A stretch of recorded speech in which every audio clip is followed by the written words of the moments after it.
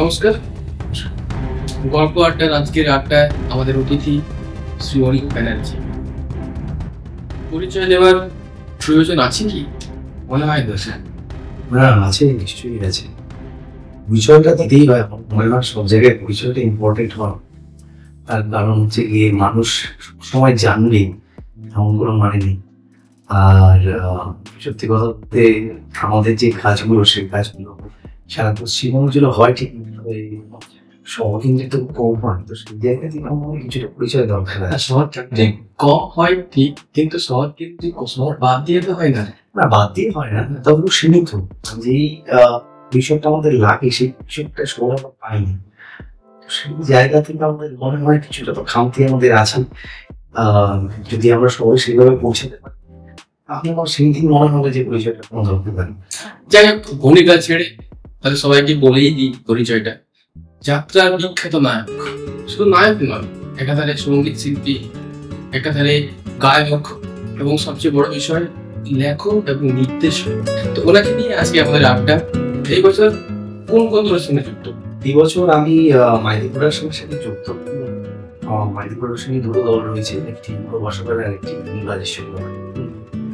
সবাই এবছর যাত্রাপালাটি হচ্ছে আমি দেশি অভিনয়, সেখানে আমি অভিনয় করছি এবং সাথে অনেক শিল্পীরা আছেন যারা অভিনয় করছে।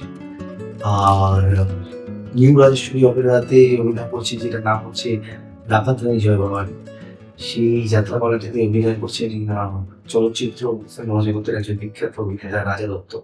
তিনি রয়েছেন, গীতা রয়েছে এবং আরো অনেক শিল্পীরা রয়েছে, শিল্পীরা রয়েছে যারা অভিনয় করছে। যাত্রার সেই অর্থে কি সেই কঠিন, মানে নাটক যেভাবে আমরা দেখি, থিয়েটার যেভাবে দেখি, বা সিনেমা বা সিরিয়াল যেভাবে দেখি, যাত্রাকে কি সেভাবে আদৌ দেখা হয়? বা আমরা যারা যাত্রা শিল্পীর সঙ্গে যুক্ত তারা নিজেদেরকে কি ভাবে? সত্যি কথা বলতে প্রত্যেকটা শিল্প মাধ্যমে একটা আপস অ্যান্ড ডাউনস থাকে, প্রত্যেকটা শিল্প মাধ্যমে।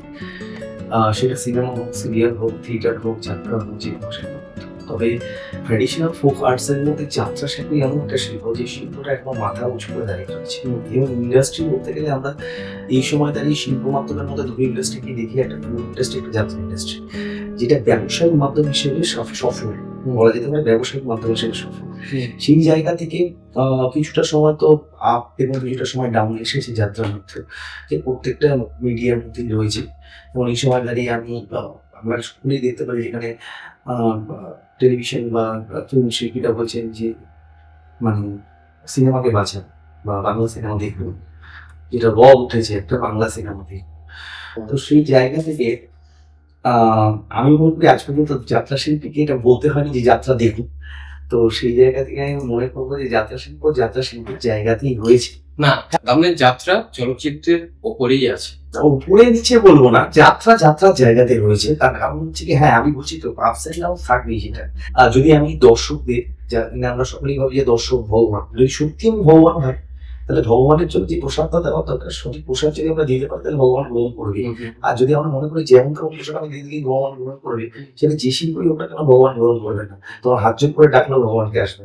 তাই আমি মনে করি যে কোনো শিল্প মাধ্যমে হোক, প্রসাদ যদি আমরা ঠিকঠাক দিতে পারি তাহলে হাত জোর করার দরকার লাগে না, ভগবান এমনি আসবে। তো তোমার সম্বন্ধে যতটুকু আমি জানলাম বা জেনেছি, তুমি পড়াশোনায় ভালো, উচ্চ শিক্ষিত, ঠিক আছে, দেখতে শুনতে খুব ভালো, মানে যথেষ্ট সম্ভাবনাময় একজন মানুষ।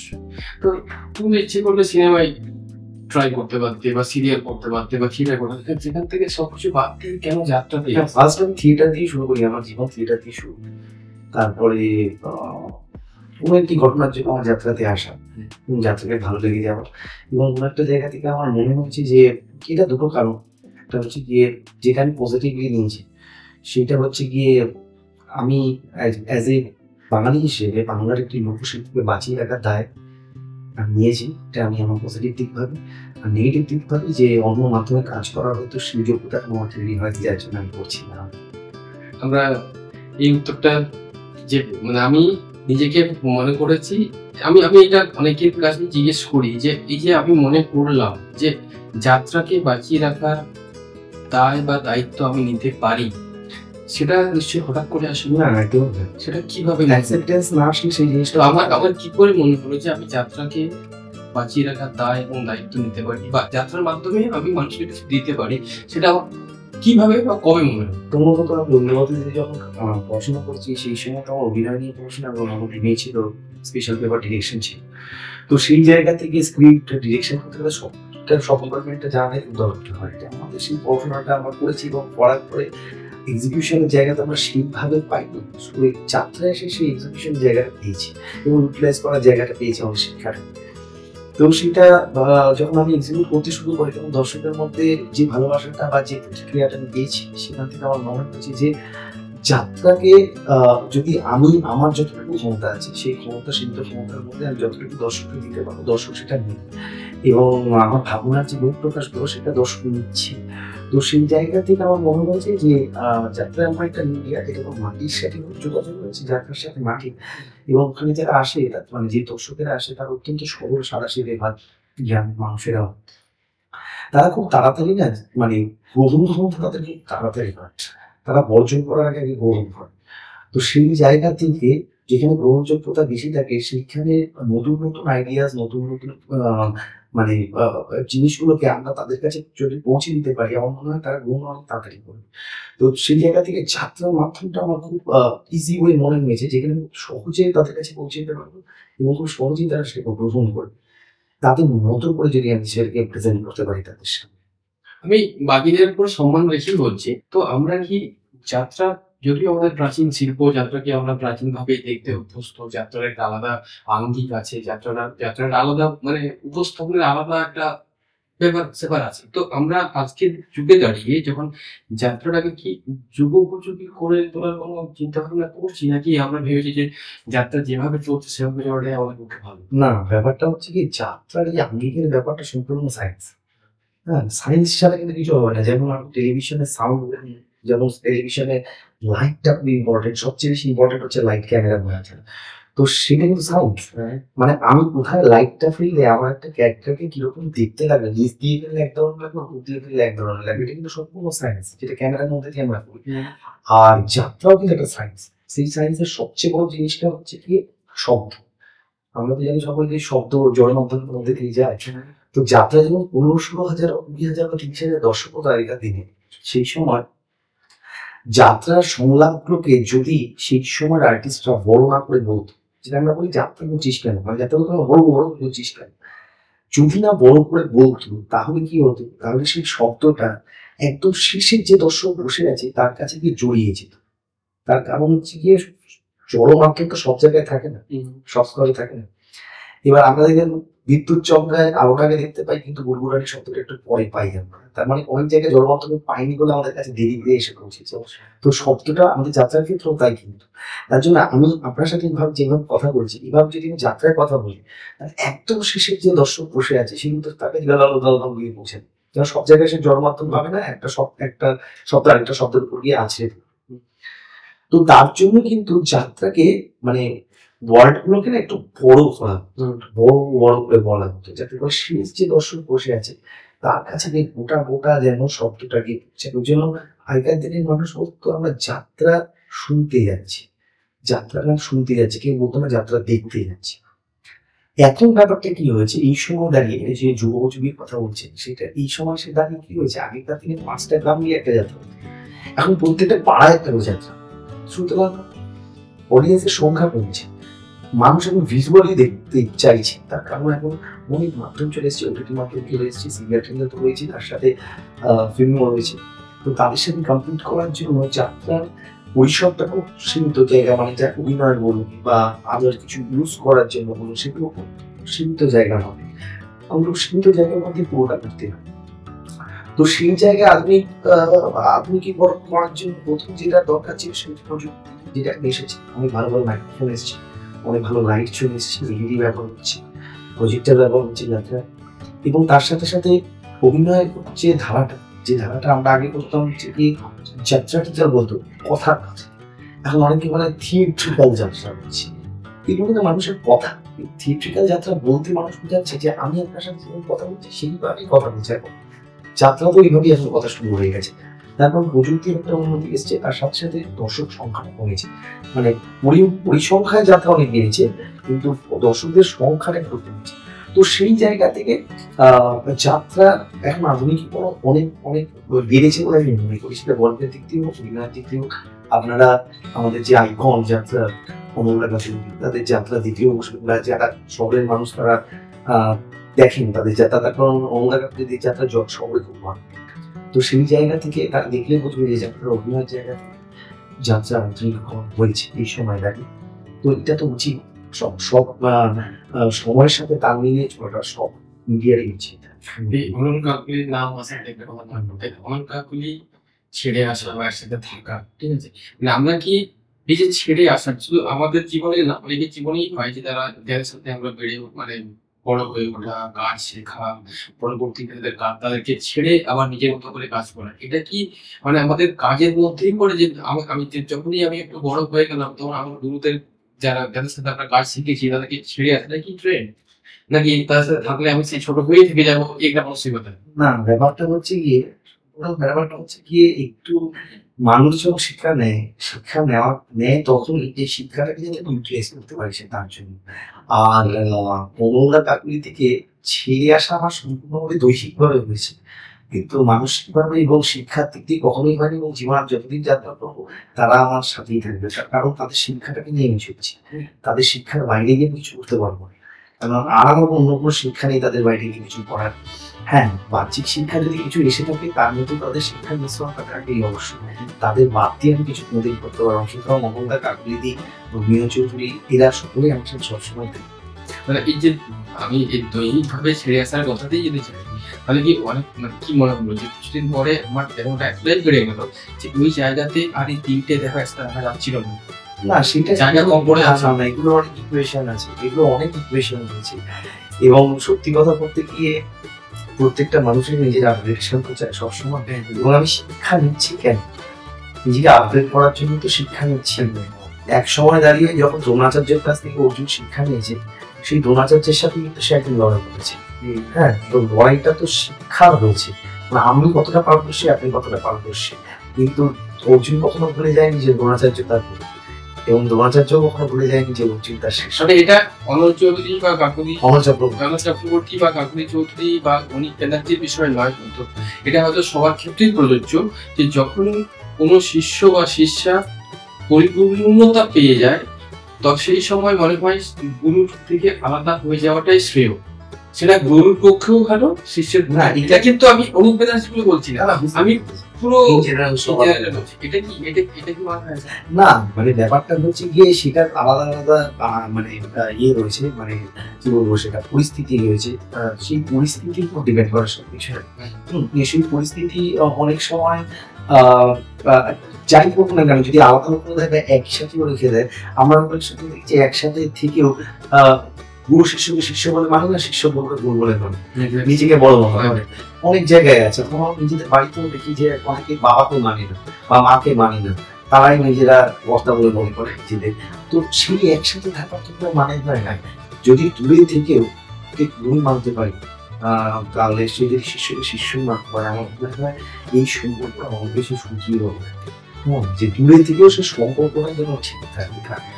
তো সেই জায়গা থেকে মানে যেমন আমার মা, যখন আমার দাদার বিয়ে হয় এবং আমার আমার বিয়ে হয়, তখন আমার মা বলে যদি কোনোদিন অশান্তি হয় তার আগে কিন্তু আলাদা করবে, তার কারণ তোদের হাড়িটা আলাদা, সম্পর্ক হাড়িটা জানতে হয়।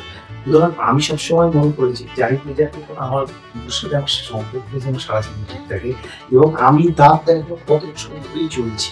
যদি কখনো বিচ্যুতি ঘটে আমি সবসময় তাকে সমর্পণ করছি, এবং পরবর্তীকালেও যদি বিচ্যুতি ঘটে আমি তার কাছে সমর্পণ করবো নিজেকে, যে আমার যদি কোনো ভুল হয়ে যায় সেই ভুলটাকে ঠিক করে দেওয়ার দায়িত্ব তো ভুলটাকে তো সঙ্গে না। গুরু মানে হচ্ছে, গুরু মানে অন্ধকার, গুরু আছে আলো, অন্ধকার থেকে আলোর দিকে নিয়ে যাওয়ার দায়িত্ব না। তো সুতরাং তার কাছে নিজেকে আবার সমর্পণ করে দেবো যদি আমি বিদ্যমান বিচ্ছিন্ন ঘটিত। তো তোমার কথাতেই যাই, এই মাত্র আমি আগেই যদি জানতাম, তো এই কথা শুনে তোমার অনেক মহিলার পক্ষে হয়তো অনেক খুব মানে তুমি বিয়ে অলরেডি বিয়ে এটা কি মানে যেমন হয়? আমি দেখেছি আমার বিয়ের পরে মহিলা পক্ষে দেখেছি, বিয়ের আগে এটা কি মানে প্রেম গঠিত নাকি, মানে কি অ্যারেঞ্জ ম্যারেজ নাকি? হ্যাঁ, পুরো অ্যারেঞ্জ ম্যারেজ। বাড়ি থেকে দেওয়া হয়। এই যাত্রাতে আসার আগেই না, না যাত্রা আসলে পর তো যাত্রা মানে আমার এই বছর বছর যাত্রা করে তার মেয়ের বাবার কোনো প্রবলেম ছিল না। না আসলে ব্যাপারটা হচ্ছে কি এটা তাহলে যাত্রা এটা একটা সমস্যা, সেটা জীবন কিন্তু একটা বড় সমস্যা। যেটা হচ্ছে গিয়ে ছেলে কি করে, ছেলে সিরিয়াল করে না, সে কিন্তু আর্টিং করে। ছেলে কি করে, দাদা ছেলে যাত্রা করে না, সেই কিন্তু আর্টিং করে। এইটা একটা সমস্যা। মানে আমাদের কাছে না, আমাদের এই শিল্প মাধ্যম বা শিল্পীদের জীবন সম্বন্ধে আমরা বহিরাগত যারা রয়েছে, মানে এই মাধ্যমে বহিরাগত যারা রয়েছে, কারণ নতুন একটা মানে ছেলে যদি ডাক্তারি না করে, ইঞ্জিনিয়ারিং না করে, তাহলে তুমি পড়াশোনাই করছে না। মানে প্রথাগত পেশার বাইরে কেউ ভাবতে পারে না। কিন্তু এই সময় দাঁড়িয়ে কেউ ভাবতে পারে না।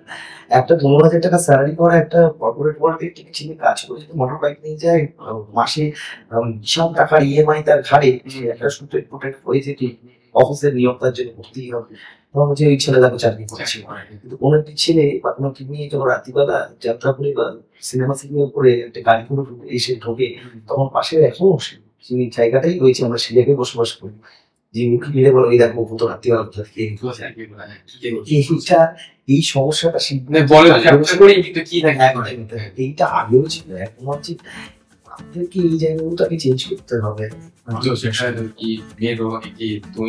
না আমি সেটা সম্পূর্ণভাবে আমি মানে ও আমার সাথে আমি পড়াশোনা করতে ইউনিভার্সিটিতে, পুরো অ্যারেঞ্জমেন্ট নয় না মানে ব্যাপারটা একটু মানে অ্যারেঞ্জ ম্যারেজও না, আবার লাভ ম্যারেজও নয়।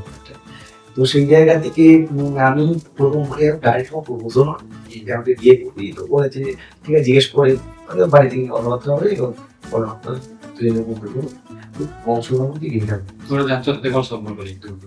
না ও নিজে থিয়েটার করতো না, অভিনয়টা আছে এই জন্য সম্পর্কটা একটু ইয়ে আছে, অভিনয় ব্যাপারটা অভিনয়টা আছে, বলছে যে যাত্রা যাওয়া আসা এই ব্যাপারটা আছে। তো থিয়েটার দিয়েই মানে আমি যারা আমরা অভিনয় করতে আসি, মানে কোথাও না কোথাও আমরা যেমন যারা অভিনয় করার ইচ্ছে আসে, আমার এটা আমার নিজস্ব একদম ব্যক্তিগত মতামত যে যখন আমরা অভিনেতা হওয়ার স্বপ্ন দেখি, তার আগে কোথাও না কোথাও আমরা দর্শক বা শ্রোতা হয়ে থাকি। সেই দর্শক বা শ্রোতার জায়গা থেকে যখন আমি কোনো অভিনেতার অভিনয় দেখি বা শুনি, তারপরেই হয়তো আমার মনের মধ্যে অভিনেতা হওয়ার ইচ্ছেটা জাগে বা মনে করে যে আমি হয়তো অভিনয়টা পারবো। এরকম কি কোনো সময় মনে হচ্ছে আমি অভিনয় দেখি বা অনেক কিছু আমি ছোটবেলা থেকে সিনেমা প্রচন্ড সিনেমা ছিল, এবং ছোটবেলা থেকে বাবার সাথে তখন সেই সময় শুক্রবার শনিবার রবিবার করে DD7 তখন হিন্দি সিনেমা দিতে এটা তুই চ্যানেল আসেন শেষ। আমার মনে আছে বাবা কাজীপুরে আমাদের একতলায় টিভি ছিল, সেখানে নেমে এসে আর কি 9:30 থেকে সিনেমা সবাই তুমি বলতো, আমি আমার বাবা দেখতাম, আমার বাবাও সিনেমা নিয়েছে। তো সেই জন্য এই সিনেমা আমার বরাবরই ভালো, এবং ছোটবেলা থেকে নাটক যেগুলো হয় সেটা কাজ করতাম। হঠাৎ করে ভালো লাগা হয় না, কিছু বলতে গেলে ভালো পরিস্থিতি করতে পারিস, করতে পারিস সেটা শুনে শুনে। তো আমার পড়াশোনার জন্য সেইভাবে হয়নি কখন। তো হঠাৎ করে আমার এক বন্ধু ছিল, তো সেই সমীক্ষা যখন গৌতম মুখোপাধ্যায়ের কাছে কাজ করতে, খুব বিখ্যাত মানুষ, ম্যাক্সিমাম যে মাদার ক্যারেক্টার তুলে করেছিলেন, এবং সারা বিশ্বে উনি কোথাও পুরুষ চরিত্র যিনি মহিলা চরিত্র অভিনয় করেছেন, ম্যাক্সিমাম মাদারের চরিত্র অভিনয় করেছেন, এরকম সিনেমা। তো তার কাছে আমাকে নিয়েছেন, এবং তার কাছে যাওয়ার পরে তার সাথে আমার আলাপ সাথেই আমার তিনি আমার থিয়েটারে, তার সাথে আমার থিয়েটারে যাত্রা শুরু হয়। এবং সেই থিয়েটার করতে করতে কোনো এক সময় তো মনে হয়েছে যে অভিনেতাদের কম হয়েছে, তখন লক্ষ্যটা আমার থিয়েটার প্রায় পর্যন্ত হয়েছে না, বেশি হোক থিয়েটার পর্যন্ত যাত্রায় নিয়ে গেছি। ওইটা একটা পরিস্থিতি কি হয়ে গেছে ব্যাপারটা না, আমি চাই যে আমি যাত্রায় বা অন্য কোনো মিডিয়ায় থিয়েটারই করতে চেয়েছিলাম। তো সেইখানে মানে যে আসলে থিয়েটারের জার্নি, তো থিয়েটার করতে করতে কোনো সময় মনে হয়েছিল যে আমি জীবন থিয়েটার করেই কাটিয়ে দিতে পারি? এটা মনে হয়নি, মানে থিয়েটার করেই কাটিয়ে দিতে পারবো মনে হয় না, কারণ এই সময় দাঁড়িয়ে যারা থিয়েটার করে থিয়েটার করে তারা কখনোই ভাবতে পারে এই সময় দাঁড়িয়ে যে থিয়েটার করে একটা সংসার চালবে। এই জন্য মানে এই জার্নিটা মানে যারা করেছে তারা জানে, বা যারা করে আসছে তারাও জানে। মানে তাদের লাইফের যে স্ট্রাগলটা এবং তাদের সাংসারিক সংসারের যে মানুষজন রয়েছে তাদের যে সাপোর্টটা সেটা ভ্রমণ সেটা সব সংসারে সম্ভব থিয়েটারটা করা যেতে পারে এই সময় থিয়েটার বা আগেকার দিনে যে থিয়েটারটা ছিল বোর্ডের থিয়েটার বা পেশাগত একটা থিয়েটার কোম্পানি থিয়েটার যেগুলো ছিল কোম্পানি থিয়েটারটা করাটা তো মূল শুনতো কিন্তু এই সময় থিয়েটারটা করাটা এবং সেটা করে একটা সংসার চালানো একটু টাফ, এটা অসম্ভবের জায়গায় চলে গেছে। তো সেই জায়গা থেকে একটি কি বলবো একটি ছেলে যে ছেলেটি সংসার চাপ থাকবে ছেলেটিকে সংসার প্রতিপালন করতে হবে সেই ছেলেটি প্রথম থিয়েটার করে সংসার চালাবে এই জিনিসটা ভাবতেই না ভাবার এটা কি আমার সেই তাগিদ থেকেই কি থিয়েটার থেকে যাত্রা তুলে আসা? হ্যাঁ অবশ্যই সেই তাগিদ থেকে থিয়েটার থেকে যাত্রা তুলে আসা। থিয়েটার আমাকে কিছু দেয়নি বলবো না, থিয়েটার আমাকে অনেক কিছুই দিয়েছে। থিয়েটার আমাকে প্রথমত যেটা দিয়েছে যে কনফিডেন্স দিয়েছে, সেই কনফিডেন্সটা সবাই দিতে পারেও না। থিয়েটার এমন একটা জায়গা যে জায়গাটায় কাজ করলে পরবর্তী যে কোনো মিডিয়ায় যদি বলে আমি থিয়েটার ব্যাকগ্রাউন্ড থেকে এসেছি বা থিয়েটার থেকে এসেছি বা থিয়েটার দল থেকে এসেছি তাহলে সেখানে অ্যাকসেপ্টেন্সটা অনেক বেশি হয়। কারণ থিয়েটার করলে একটা যে বেস তৈরি হয় সেই বেসটা অন্য মিডিয়াকে তৈরি হয়ে যায়। এবং থিয়েটার তৈরি হওয়ার যে সময়টা দেয় সেই সময়টা কিন্তু অন্য মিডিয়া এতটা দেয় না। থিয়েটার যে সময়টা দেয় এবং তৈরি করার যে সুযোগটা দেয় সেটা অন্য মিডিয়া পায় না। তাদের সময়ের সমস্যা হচ্ছে বিকজ ওই একই কথা ব্যবসায়িক গেম যেটা থিয়েটার পাওয়া, তার জন্য থিয়েটারে মানুষ থিয়েটারে অভিনেতা তৈরি হয়, থিয়েটারের বেসটা পাওয়া যায়। তো সেই কারণে থিয়েটারটা করা অত্যন্ত যদি মনে করি প্রত্যেকটা অভিনেত্রী ফার্স্ট অফ অল থিয়েটার করাটা খুব জরুরি। তো তোর সাথে কথা বলে আমি খুব বুঝলাম যে হয়তো বাংলা সিনেমাকে বাঁচানোর জন্য লোকের দরকার, সিরিয়ালকে বাঁচানোর জন্য লোকের দরকার, থিয়েটারের অবস্থা তো খুব ভালো নয় অর্থনৈতিক দিক দিয়ে, সেক্ষেত্রে যাত্রার অবস্থা খুবই ভালো জায়গায় আছে। তো এটা থাকাই ভালো, আমরাও চাই আরো ভালো অবস্থায় থাকুক। কিন্তু আমি আমার প্রশ্নটা যেখানে যে এখন যারা যেহেতু যাত্রা ভালো অবস্থা আছে মানে যাত্রার অসংখ্য দর্শক গ্রামে গঞ্জে ছড়িয়ে আছে, যারা তোমার উপভোক্ত ভক্ত তারা তো প্রচুর লোক তোমাকে দেখছে, এখন তোমাকে শুনছে। তাদের যদি বলো যে যাত্রাকে এখনকার যারা মানে নতুন যারা ছেলে মেয়ে তারা কি যাত্রাকে একটা কেরিয়ার অপশন হিসেবে অবশ্যই ডেফিনেটলি ভাবতে পারে। আমি নিজেই তার সাক্ষী। মানে আমি এক সময় যাত্রা করতে এসে তবে একটা জিনিস আমাদের স্ট্রাগলটা কিন্তু ইম্পর্টেন্ট। আমি এক সময় গোয়ালঘর থেকে ছিলাম, অনেক বাসে জার্নি করছি প্রাইমারি স্কুলে, প্রাইমারি স্কুল যেখান থেকে সাপ নেমে আসছে ওইসব জায়গা থেকেছি, মাকড়সা চারিদিকে সেই সব জায়গা থেকেছি এবং পুরুলিয়া বাঁকুড়া গিয়ে সেই সময় আমি আর্সেনিক জলও খেয়েছি। তো এইটা কিন্তু স্ট্রাগলের একটা অংশ। এবং মানে ওই রকম বৈশাখ জ্যৈষ্ঠ মাসের টিনের বাসের ওই গরম, সেই গরম নিয়ে কাজ করা, কেন এসেই আপনাকে দূর করে আপনি প্রাইভেট হতে আপনি পাবেন না। সেই স্ট্রাগল অন্তত 3-4 বছর করতে হবে। আমার একটা শোনা কথা, আমরা যেমন সিরিয়াল বা সিনেমায় দেখি যে জুনিয়র আর্টিস্ট, ক্রাউড আর্টিস্ট, তো আমি কোথাও থেকে একটু শুনেছি যে ওনার নাকি যাত্রায় জুনিয়র আর্টিস্ট থেকে আজকে যাত্রায় শোনা হয়েছে। অবশ্যই জুনিয়র আর্টিস্ট তো সকলকে হতে হবে। মানে আমি মনে করি যাত্রায় জুনিয়র আর্টিস্ট কিরকম না, আমার ব্যাপারটা হচ্ছে কি যখন আমি যাত্রায় চান্স পেয়েছিলাম সেই সময় আমার যিনি থিয়েটার করেছিলেন গৌতম মুখোপাধ্যায়, উনি আমাকে বলেছিলেন অনেক যদি যাত্রা করতে হবে জানতে হয় তাহলে বাস থেকে শুরু করতে হবে, বাসের কাছ থেকে শুরু করতে হবে। প্রাইভেটটা কিন্তু তুমি যাত্রা নমুনা বুঝতে পারবে কি বাস আর প্রাইভেট বাসের ব্যাপারটা হচ্ছে গিয়ে যেসব শিল্পীদের দিয়ে মালিক মানে যাদের ফিস দিয়ে মালিক বিজনেসটা করে তাদেরকে প্রাইভেটে নেওয়া না, তারা হচ্ছে কি এখানে যাত্রাটা শ্রেণী বিভাজন হচ্ছে বরাবরই এক হয়েছে। তার আমার একটা কারণ হচ্ছে ওই ব্যবসায়ী কারণ, আর কিছুই না। ঠিক আছে, মানে যাদেরকে দেখছি পয়সা রোজগার যাত্রা পায় না তাদের প্রাইভেটে নিয়ে যাওয়া আড়াই করে একদম দর্শকের কাছাকাছি যেন সবসময় না থাকে। আর বাদ বাকি যে আর্টিস্টরা রয়েছে তাদের বাসে করে নিয়ে যাওয়া হয় এবং তার সাথে যারা আমাদের ধরুন যারা সাজবাজ স্টাফ রয়েছে, মানে যারা ধরুন এটাকে গ্রিন রুম স্টাফ বলে, যারা কিনা আমাদের কোনো একটা অস্থায়ী মানে বলতে কথায় আমি যখন ছোটবেলায় যাত্রা দেখেছি, আমিও প্রচুর যাত্রা দেখেছি। তো আমাদের যদি আমাদের আজকে যাত্রা শো আছে, সকালে একটা বাস চলে আসলো, যে লোকেরা ওই বাসে থাকে তাদেরকে তারা বাসে থেকে একটা ডিস্ট্রিক্ট থেকে আরেকটা ডিস্ট্রিক্ট বা একটা জায়গা থেকে আরেকটা জায়গায় চলে তারা সকালবেলায় চলে আসে। সকালবেলা চলে গিয়ে ওখানেই থাকতো, ওখানে থেকে খাওয়া দাওয়া করতো, খাওয়া দাওয়া করে রেস্ট নিত এবং সেইখান থেকে ওনারা প্যান্ডেলে গ্রিন রুমে ঢুকতো। এবার যখন যাত্রা শুরু হবে তার 1 ঘন্টা 1.5 ঘন্টা আগে শিল্পীরা, প্রাইভেট শিল্পীরা তারা প্রাইভেট নিয়ে মানে বাসের মধ্যে শিল্পীরা থাকে। হ্যাঁ অবশ্যই শিল্পী অফিসটাই বলছি, সাধারণ স্টাফ থেকে ম্যানেজমেন্ট স্টাফ থেকে যারা নাটক করে তারাও থাকে, সবাই বাসটার মধ্যেই যায় এবং তার সাথে সেট যায়। তোমার যাবে কি বাস দিয়ে? একদম বাস দিয়ে ছিল মজা। এবং বাস দিয়ে বাসে করে কতদিন যেতে হয়েছে?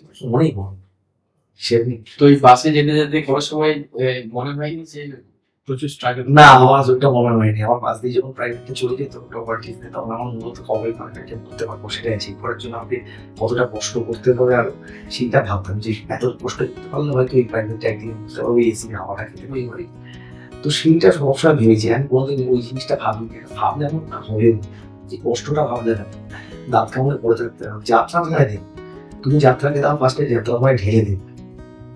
যাত্রা যারা যাত্রা নিয়ে ভাবছে, মানে পরবর্তীতে যাত্রা শিল্পী ভাবছে, তাদের জন্য একটা কথা আমি প্রায়ই শুনি বা অনেকেই বলে, যেটা যাত্রায় অনেক কিছু আছে হয়তো, তার সবচেয়ে যে মেন যাত্রা করার যে মেন তাদের কাছে বাধা হচ্ছে ফিজিক্যাল প্রবলেম। মানে ফিজিক্যালি প্রচন্ড তাদের বলতে মানে প্রচন্ড ট্রাভেল করতে হয়, রাত জাগতে হয়, খাওয়া দাওয়া ঠিক থাকে না, থাকার ঠিক থাকে না, সেটা নিয়ে কতদূর সার্ভাইভ করা যায়, মানে কতদিন কাজ করা যায়?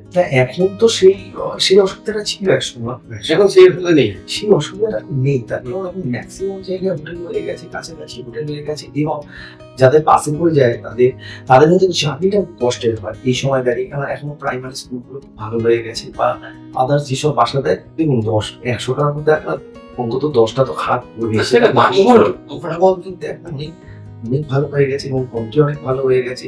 তারা মানুষকে মানে যাত্রা শিল্পী হিসেবেই জ্ঞান করে এবং চেষ্টা করে একটু ভালো জায়গা দেখা। কোথাও হয়তো ফ্যান থাকে না, কখনো কোথাও আবার গ্রিন রুমেও ফ্যান দিয়ে দেয়। আমরা খারাপটা দেখি সবসময়, ভালোটাও দেখি না। এবং গ্রিন রুমে কিন্তু অনেক কমিটি আছে যারা ফ্যান দিয়ে দেয়, এই গ্রিন রুমে ফ্যান চলছে।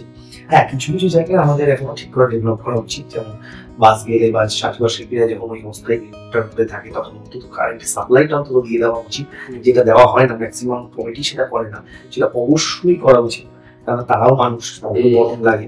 তো সেই জায়গা থেকে প্রথমে দল ঢুকলেই ওই সাপ্লাই লাইনটা আগে অন করাটা উচিত আমার মনে হয়।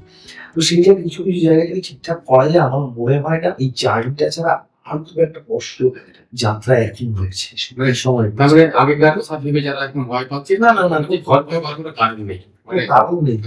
এবং সার্ভাইভালের সবচেয়ে বড় জায়গা যাত্রার সময় সাথী শিল্প মানুষের ক্ষেত্রে। তো সেই জায়গায় যদি আমি একটু কষ্ট করতে পারি, যে কষ্টের সময় যে না আমি বাড়িতে সে কষ্ট বাড়িতে সেই উপার্জনটাও কিন্তু হবে। তো তুমি আসার আগে যাত্রা নিয়ে আমি অনেক কিছু শুনলাম, তাতে দেখলাম যে প্রায় 50 থেকে 60টা দল তো রানিং তো আছে। হ্যাঁ, 50 থেকে 60টা দল হবে আমাদের শিবপুরে, 50 থেকে 60টা দলের উপরে রয়েছে। সারা পশ্চিমবঙ্গে প্রায় কম করে 2,500 দল আছে, 2,500-3,000 দল আছে। 2,500-3,000 দল, তাদের অ্যাভারেজ 50+ শো অবশ্যই। সেই অর্থ দেখতে যাত্রাটা বিশাল বড় একটা বলছি, আমি তো বলছি মানে ভেতরে ঢুকলে বোঝা যাবে কি মানে যাত্রা ইন্ডাস্ট্রিটা কত বড়। যারা বলে বা যারা শুনে যাত্রার ভিতর বয়সে বলে সব সম্পূর্ণ মিথ্যে কথা। মানে তাদের স্কুল বলার যে বিনোদন জগতে পশ্চিমবঙ্গের সবচেয়ে বড় শিল্পযাত্রা এই সময় দাঁড়িয়ে অবশ্যই আমাদের বাংলা ফিল্ম ইন্ডাস্ট্রির চেয়ে অনেক বড়। ফিল্ম ইন্ডাস্ট্রির ব্যাপকতা আমি এই সময় দাঁড়িয়ে বুঝতে পারছি না। তারপর কি এখন বাংলা ফিল্ম ইন্ডাস্ট্রি বছরে 30টার বেসিক ফিল্ম রেজিস্ট্রেশন পায় না, রিলিজ পায় কটা? 10টা থেকে 12টা। গ্রামীণ হল কতটা আমরা সবাই জানি, কম বেশি। সেই অর্থে যদি এবার 3,000 দল থাকে, একটা দলের অ্যাভারেজ 50+ যদি শো সংখ্যা থাকে, সবচেয়ে কম হয় 50,000 টাকা দল, মানুষের পরিবার চালাচ্ছে। তো অনেক মানে বাংলার ফিল্ম ইন্ডাস্ট্রি অনেক বড় শিল্প বলা হয়। হয়তো আমি আবার বলছি আমরা কোনো কন্ট্রোভার্সি চাইছি না, আমরা ওভাবেই করছি যে যদি আমি মানে এমন অনেক দলের নাম শুনি যারা 200 ওখানে শো করছে, 150 ওখানে শো করছে, 200 শো। আর অনেক দলের তো শুনেছি পার ডে বাজেট 1.5 লাখ থেকে 2 লাখ টাকা শো আছে। যেমন সুভাষিস দাই বছর কাজ করেছিলেন, জনপ্রিয় অভিনেতা, টেলিভিশনে সুভাষিস বছর কাজ করেছেন, যশের সাথে সুনামের সাথে কাজ করেছেন বছর। তার কথা সেবার বলতে যাত্রা বলা ছিল না। আমি খুব যশের সাথে কাজ করেছি, যেমন রাজা দত্ত যশের সাথে কাজ করেছি প্রচুর। এরকম প্রচুর শিল্পী রয়েছে যারা মৌমিতা দি কাজ করছে, চিত্রা কাজ করছেন, এরকম সমতা দাস, সমতা দাস, প্রচুর শিল্পী, পার্থ সারথী, কে না আমরা সবাই প্রচুর যাত্রা করে, সবাই যাত্রাতে করেনি এরকম শিল্পী সংখ্যা এমন কি কম। হ্যাঁ সেটাই, মানে ব্যাপারটা হচ্ছে কি, সেটা আমি ইন্দ্রাণী ম্যাডাম বলতে শুনেছি যে আমার যা কিছু করার সব যাত্রাতে, যা করেছি, গাড়ি করেছি, বাড়ি করেছি, গয়না করেছি, শাড়ি করেছি, যা করে নেবে আমি যাত্রা দিয়ে করছি, এই যাত্রা মজাদার কি বলেছি। সেখানে যখন আমরা থিয়েটারের যাত্রার কথা চলে আসছে, যেমন আমরা বলি না যে সিরিয়াল করি পয়সার জন্য, ছবি করি নেশার জন্য, তো কোথাও গিয়ে আমরা একটু যাত্রা, যেমন থিয়েটার বলি, থিয়েটার শেখা হয়, থিয়েটার আমরা অভিনয় শিখতে পারি, তো আমরা যাত্রা করে অভিনয় শিখতে পারি না? অবশ্যই। এই সিরিয়াল করি টাকার জন্য, সিনেমা করি নেশার জন্য, আমি মনে করি যাত্রা করি আমাদের এটা বলা উচিত দায়বদ্ধ হচ্ছে বাঙালি। সেক্ষেত্রে আমি যদি যাত্রা করি, যাত্রা করবো তো পরিপূর্ণ শিল্পী হিসাবে যে অবশ্যই আমাকে শুধু মানে ট্যাকের পয়সা খরচা করে দিনের পর দিন ইয়ে করে থিয়েটার করে, যেখানে আমি বুঝতে পারছি যে আমার কিছু হবে না। থিয়েটারটা মানে না, থিয়েটারটা হওয়ার নেই, থিয়েটারটা বেস। আপনি মিডিয়াতে যান না কেন, থিয়েটারের আর্টিস্ট কিন্তু জলের মতো, যে পাত্রে আমি এই কথাটা ওদের সবাইকে বলতে শুনি যে থিয়েটারে আর্টিস্ট তৈরি হয়। থিয়েটারে যদি যাত্রা, সিরিয়াল, সিনেমা সব জায়গায় আর্টিস্ট তৈরি হয়, তাহলে আমরা সমস্ত ডিপার্টমেন্টের লোকেরা নিয়ে থিয়েটারটাকে অন্যভাবে প্রেজেন্ট করা অবশ্যই উচিত। করা যায় দেখুন, টেকনিক্যালি জায়গাগুলো আলাদা, যেমন ক্যামেরার কিছু টেকনিক আছে, সেই টেকনিক গুলো আমাকে জানতে হবে, তাহলে কিন্তু ক্যামেরাটা বুঝতে পারবো বা সাবলীল হতে পারবো ক্যামেরাতে। সেটাও একটা জায়গা কিন্তু যে আমি থিয়েটার করি বলে আমি সিনেমায় আসে পাঠিয়ে দেবো এমনটাও ব্যাপার না। অভিনয়ের জায়গা থেকে যদি সে দীর্ঘদিন ধরে সততার সাথে থিয়েটারটা করে, অভিনয়ের জায়গা থেকে সে 100% কারেক্ট থাকবে ক্যামেরার সামনে। কিন্তু ক্যামেরায় আসতে গেলে যে টেকনিক্যাল ইস্যুগুলো রয়েছে, সেই টেকনিক্যাল ইস্যুগুলো আমাকে জানতে হবে, প্রত্যেক মিডিয়ার যে ইস্যুগুলো আছে সেগুলো জানতে হবে, তার জন্য একটা ওয়ার্কশপ অবশ্যই দরকার। কিন্তু আমি বলতে চাইছি অভিনয়ের জায়গা থেকে কিন্তু থিয়েটার আর্টিস্টরা যারা দীর্ঘদিন ধরে থিয়েটার করছে, তারা কিন্তু অন্যান্য যে কোনো আর্টিস্টের থেকে অনেকটা বেটার। যদি আমি আমার নিজের যাত্রা বাংলার দল থাকবে, ঠিক আছে, আমি এদের মালিক প্রডিউসার, তো আমি কোন অনিক ব্যানার্জির জন্য মাঠে নামবো? নাট্যকার অনিক ব্যানার্জি, অভিনেতা অনিক ব্যানার্জি, নাকি নির্দেশক অনিক ব্যানার্জি, নাকি সবটাই? মানে কার এখন কাকে নিয়ে আমি ভাববো যে একটি নিয়ে থাকলে আমার দল বিক্রি হবে, মানুষ দেখতে আসবে? প্রথমত দল বিক্রির জন্য যেটা মেন দরকার সেটা তো অভিনেতা পালাখানোর দরকার রয়েছে, তো যেটা এখন পর্যন্ত জাতীয় ফ্যাক্ট, অভিনেতা অভিনেত্রী প্রয়োজনটা সবচেয়ে বেশি এসছে।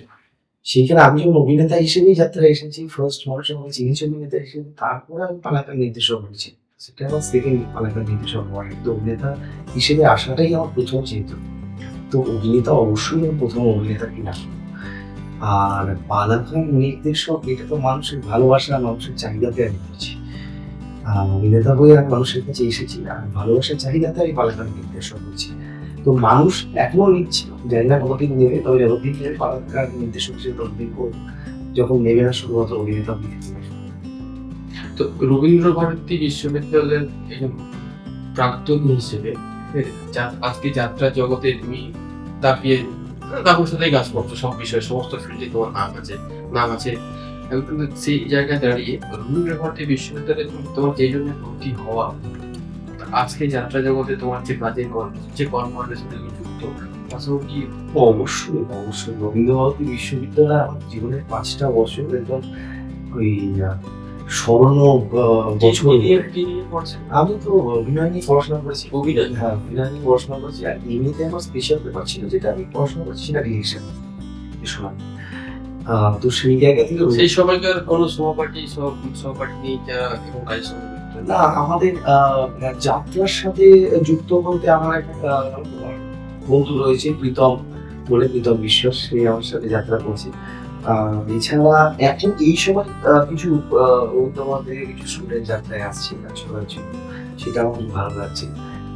সিনিয়র হিসেবে আমার খুবই ভালো লাগছে, এবং আমি চাই আরো বেশি বেশি করে আসুক। আমার ইউনিভার্সিটি প্রফেসর রয়েছে, এখনই নিয়ে দিয়েছে, তার সাথেও কথা বলেছে, তিনিও চান যে এই মাধ্যমটায় আসুক এবং ছেলেমেয়েরা যাক, কারণ কেরিয়ার তৈরির একটা ব্যাপার।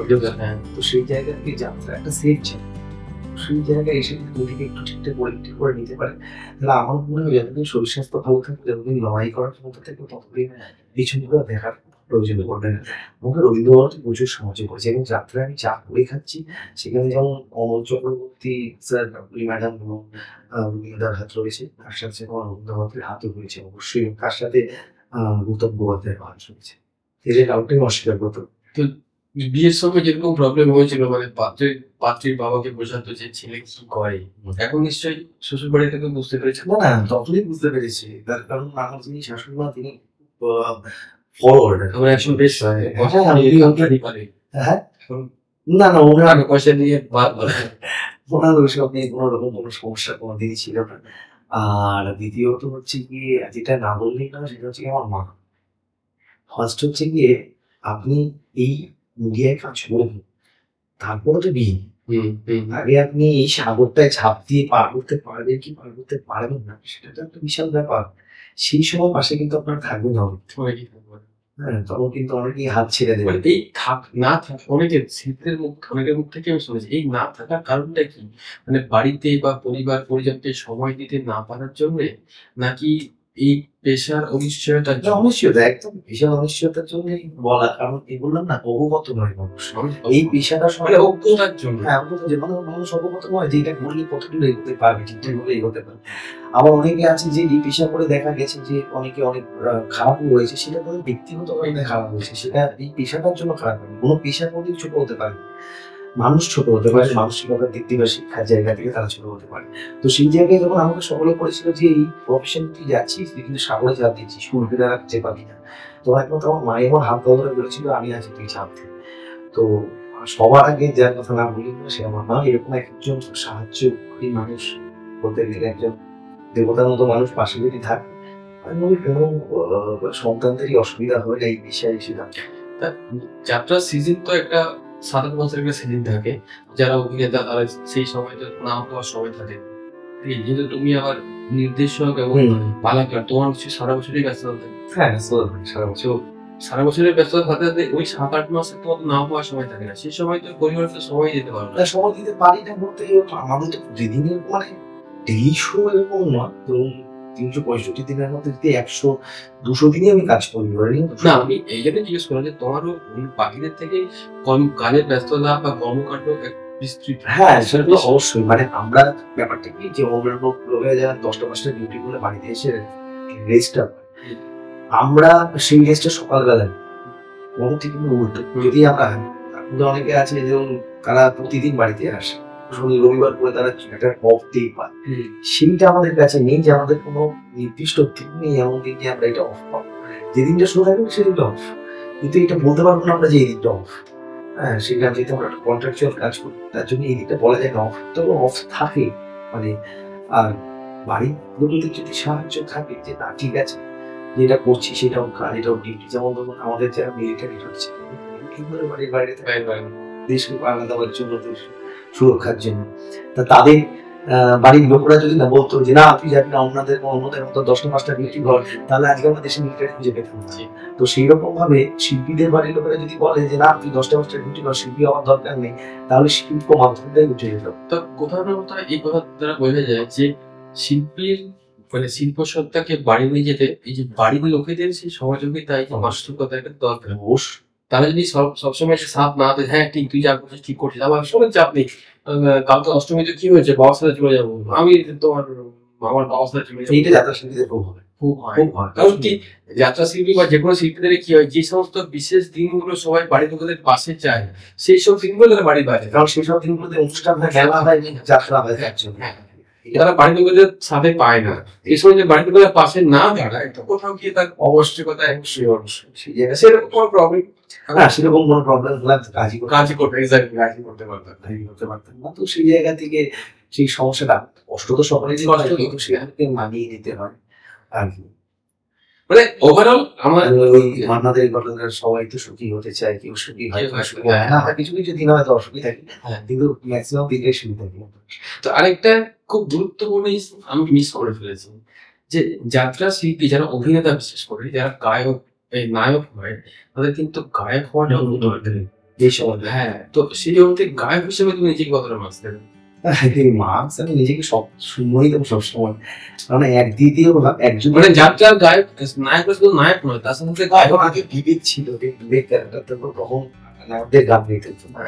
বিবেক ক্যারেক্টারটা উঠে গিয়ে এখন সেটা এখন গায়ক নায়ক চলছে, মানে নায়কগুলো গান গাইতে হবে, ভিলেনেরও গান গাইতে হবে, হিরোইনেরও গান গাইতে হবে। তারপরে কি না, এখানে একটা খুব গুরুত্বপূর্ণ প্রশ্ন, যারা আমরা যাত্রা করতে চাইছে তাদের জন্য, যে গান গাইতে না পারলে যাত্রা করতে না আসতে পারে, নিশ্চয়ই করতে পারে, কিন্তু গান একটা প্লাস পয়েন্ট, একটা অ্যাডেড অ্যাডভান্টেজ, এবং তার জন্য কিন্তু গান না পারলে দরকার কোনো কখনোই নয়, কখনোই না। তুমি গানটা জানবে, যেটা শুনতে হবে সেটা নানান দিক দিয়ে, রেমুনারেশনের দিক দিয়ে, দর্শকের অ্যাকসেপ্টেন্সের দিক দিয়ে, নানান দিক দিয়ে সুবিধা হবে। শুনলে গানটা জানবে, যদি আরো বেশি ভালো গান জানে তাহলে তো অবশ্যই।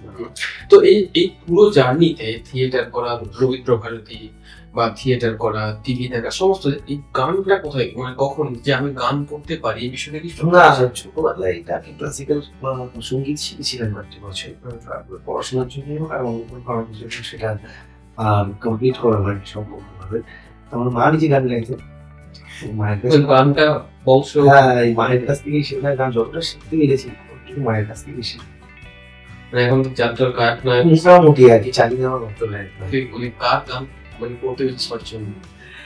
দেখুন, গান যাত্রার যেটা সমস্যা কি, আগেকার দিনে যাত্রা একটা গান লেখা হতো সিন ওয়াইজ, যেমন এরকম একটা সিন আছে গান লিখে দেবে, তার জন্য গীতিকার থাকে, একশো গীতিকারের গীতিকার নেই আমাদের ইন্ডাস্ট্রিতে। সুরকারের অভাব, সুরকার ভালো সুরকার নেই সেরকম। গীতিকারের অভাব না সুরকারের অভাব নাকি বাজেটের অভাব? না, বাজেটের অভাব আসছে না, গীতিকারের অভাব, সুরকারের অভাব, এবং তাদেরকে ভালো গীতিকার সুরকার নিয়ে আসার জন্য যে বাজেটটা, সেটা মালিকরা এখন সেই খরচাটা করতে চাইছে না। তার জন্য আমাদের সিনেমা বা প্রচলিত যে গানগুলো রয়েছে সেই গানগুলো আমাদের ব্যবহার এখন যাত্রায় বেশি হয়। আমার মনে খুব বুঝি এবং স্বাচ্ছন্দ্যবোধ সেই গানে আমরা করি বা আমি করি যে গানগুলো নতুন তৈরি হচ্ছে। তার কারণ কি, প্রচলিত গানে চ্যালেঞ্জ থাকে, নতুন তৈরি গানে চ্যালেঞ্জ থাকে।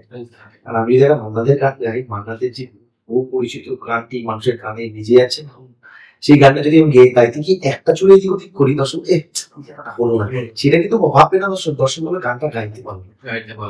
তো সেটা একটা চ্যালেঞ্জের জায়গা। কিন্তু আমি যদি নতুন গান গাই, যে গানটা কেউ কোনোদিন শোনেনি, সেটা যদি একটু ছুঁড়ে এদিক ওদিক হয় না, মানুষ বুঝতে পারবে না।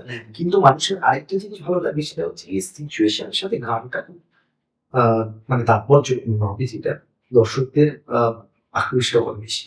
তো এই সময় দাঁড়িয়ে আমার গীতিকার সুরকার এবং পালাকার ইন্ডাস্ট্রি খুব দরকার। ভালো ভালো গীতিকার পালাকার আপনারা যারা শুনছেন, তাদের মধ্যে যদি কেউ গীতিকার পালাকার বা স্ক্রিপ্ট রাইটার এবং কেউ থেকে থাকে, অবশ্যই যোগাযোগ করবেন, যাতে করে আমাদের ইন্ডাস্ট্রি স্বাগত অবশ্যই জানাবেন।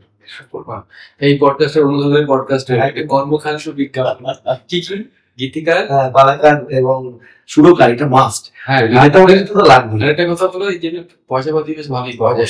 অবশ্যই পাওয়া যাবে। আরেকটা জিনিস, যেটা আজকে যে বছর আমরা শেষ করলাম, সে বছরে কটা পালা হবে, কটা পালা রানিং ছিল? মানে তিনটে পালা। রচনা গান হিসাবে আমি রচনা দিতে আমি সন্তানকে গৌড়াতে চাই না। হ্যাঁ, আমি আমার নিজের সন্তানকে সেই যে ল্যাংড়া হোক, ঘোড়া হোক, অন্ধ হোক, আমি কাউকে চাই না। যে দুটো দলে তুমি অভিনয় করোনি, সেই দুটো দলের কতগুলো পালা থাকবে? একটা পালা করেছি, এখন চলছে, তার আষাঢ় মাসে বোধহয় 4-5 তারিখ বন্ধ করবে, আমাদের বাংলা মাস শুরু হয়ে যাত্রাটা। ওরা 212 না 14 পালা করে ফেলেছে। 212 শিবদী বাবেরা মশাল হাতে মহামায়া আরেকটি যাত্রাটির নাম। আরেকটি যাত্রা যেটা আমাদের প্রোডাকশন মধ্যে রূপে হরিণী বা নিজের অন্য অভিনয় করেছে, আমাদের প্রিয় বন্ধু নীলাদ্রি, সে অভিনয় করেছে, বহু অভিনয় করেছে, সেটা 151 পালা আছে। সেটা আমি বললাম তোমার আমারটা 184। আমারটা ছিল হচ্ছে গিয়ে রাজবেশী ভিখারি সমাজ। আমি 3টে পালা থেকে মোটামুটি যা পেয়ে গেলাম, হাফ সেঞ্চুরি আর কি 150 প্লাস। হ্যাঁ, বাকি যদি ওই কতগুলো দল অ্যাপ্রক্সিমেটলি আছে, প্রায় আমি তো বললাম যে সারা পশ্চিমবঙ্গ থেকে প্রায় আমি বলছি 2,500 থেকে 3,000 দল আছে। অবিশ্বাস, সোনালী হয়তো জানি না আমরা, যে সত্যি তো সত্যি আমি নিজেও জানতাম না যে এই এত পরিমাণে মানে মানুষ প্রত্যেক বছর কত মানুষ যাত্রার সঙ্গে। এবং শুধু তাই নয়, মানে এই যাত্রাটা হয় বলে এরকম বহু ব্যবসায়ী রয়েছে যারা সারা বছর যাত্রার উপরে নির্ভর করে দেখে, যেখানে যাত্রা সেখানে বাদাম নিয়ে চলে যায়। তো তাদের রোজগারটাও কিন্তু রয়েছে। যাত্রার সাথে যারা প্রত্যক্ষভাবে যুক্ত, তার বাদ দিয়ে যারা সবকিছু সবাই এটা বিশাল বড় ইন্ডাস্ট্রি, বিশাল বড় investment। তো এই বছর যে সামনের বছর কোনো তুমি মনে হয় দুটো পালা দিতে হ্যাঁ দুটো ভাবে সময়ের অভাব। সময়ের অভাব, মানে সময়ের অভাব, এবং আরেকটি কথা হচ্ছে কি বেশি পালা দিলে না আমার মনে হয় আমি যেন রিপিটেটিভ না হয়েছে। দুটো পালার নাম কি এখন বলা যাবে? হ্যাঁ অবশ্যই, আমি আমার প্রভাস রায়, আমি ভিনদেশি বহুরূপী, কারা কারা আছে সেখানে আমি অভিনয় করছি, কুমার শুভ অভিনয় করছে, অনুস্মিতা বলে একটি মেয়ে অভিনয় করছে, আমাদের ইউনিভার্সিটি একটি মেয়ে সীতা বয়সে অভিনয় করছে, রাহুল অভিনয় করছে, ভালো ভালো শিল্পীরা রয়েছে। আর আরেকটি রয়েছে সেটা হচ্ছে কি নিউ রাজেশ্বরী অভিনয়, সেটা হচ্ছে ডাকাত রানী জয় ভবানী বলে, সেখানে আমাদের চলচ্চিত্রের যিনি রাজা দত্ত উনি অভিনয় করছেন, এবং তারপর মুখিতা অভিনয় করছেন, সম্রাট অভিনয় করছেন, এবং রয়েছে। আমরা আশা করবো দর্শকরা কাছে যে এই দুটো পালা যেটা 200 যদি বললো খুব কষ্ট, 200 বছরই দরকার নেই, অন্তত 150 হলে যথেষ্ট। হ্যাঁ 150 হলে যথেষ্ট, 100 বছর খুব কষ্টের। 200 যদি দিচ্ছি আমরা, তারা দিতে চাইছেন না, তাহলে সত্যি যাত্রাতে কাজের অভাব নেই। না সত্যি নেই, এটা ঈশ্বরের আশীর্বাদ, এটা ঈশ্বরের আশীর্বাদ। অনেক সুন্দর আলোচনা হলো আজকে। সবচেয়ে আমার মনে হয় এই আড্ডায় সবচেয়ে বড় পাওনা আমার নিজের জন্যই বড় পাওনা। আমি সত্যিই জানতাম না যে যাত্রার শিল্প এত ব্যাপকভাবে পশ্চিমবঙ্গের মানে বিরাজ করছে। পশ্চিমবঙ্গ বাসী আমি জানতে পারি না আমাদের কাছে হচ্ছে না সবটা জানে সম্পর্কে, এটা তো আমার খুব ভালো লাগছে যে যাত্রার এই এত সম্ভাবনার কথা শুনে নিজে সত্যি আমার ভালো লাগছে। তো যাই হোক, থ্যাংক ইউ সো মাচ। আমাদের যারা অবশ্যই আমি প্রথমেই বলতে চাই যে আমার প্রথমত আমার এখানে এসে কথা বলে খুব ভালো লাগলো, তার কারণটা হচ্ছে কি স্মৃতিচারকটা সবসময় হয় না তো কাজই হয়ে যায়, স্মৃতিচারক হয়। তো গল্প আড্ডার এই অসাধারণ একটি আসরে আসতে পেরে আমার খুব ভালো লাগছে, এবং তার সাথে সাথে যারা আপনারা দেখছেন অবশ্যই সাবস্ক্রাইব করে নিন চ্যানেলটাকে, তার কারণ এখানে আরো অনেক অজানা তথ্য আপনারা জানতে পারবেন, আর যেগুলো আপনারা জানতে পারলে আপনাদের পরবর্তীকালে কাজের ক্ষেত্রে অনেক সুবিধা হবে। তো আপনারা অবশ্যই সাবস্ক্রাইব করে নিন এবং বেল আইকনটি ক্লিক করলে যাতে তাড়াতাড়ি সব জিনিসগুলো আপনাদের কাছে ক্লিয়ারলি চলে আসতে পারে, তাড়াতাড়ি চলে আসতে পারে। আর ভালোবাসাটা দেবেন, ভালোবাসার যতটা রাখবেন। গল্প আড্ডা সকলে ভালো থাকবেন, সুস্থ থাকবেন, যাত্রার পাশে থাকবেন এবং গল্প আড্ডার পাশে থাকবেন।